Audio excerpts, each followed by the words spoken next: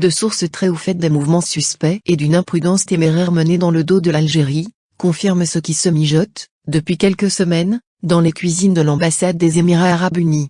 Le projet funeste consiste à provoquer un conflit armé entre le Maroc et l'Algérie. Rien que ça. En effet, apprend-on de sources fiables, l'attaché militaire émirati à Alger multiplie depuis quelque temps les contacts auprès de chancelleries étrangères occidentales, dans le but de nuire au pays qui l'a accueilli. Violant toutes les traditions et mœurs diplomatiques d'usage, ce militaire au grade de colonel a pris le malin plaisir de mener à bien une mission qui lui a été commandée par ses maîtres sionistes.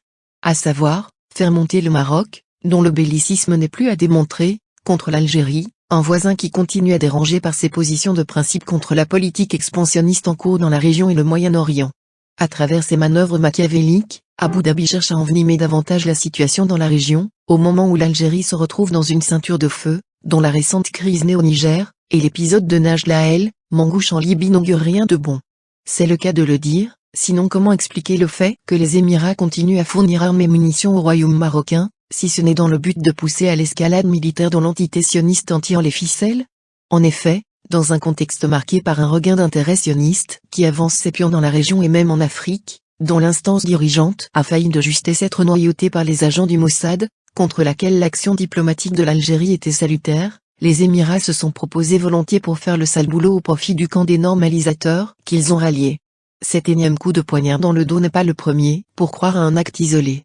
Bien au contraire, cela fait plusieurs mois que les Émirats cherchent à nuire à l'Algérie dans une série interminable de manœuvres menées en sous-sol.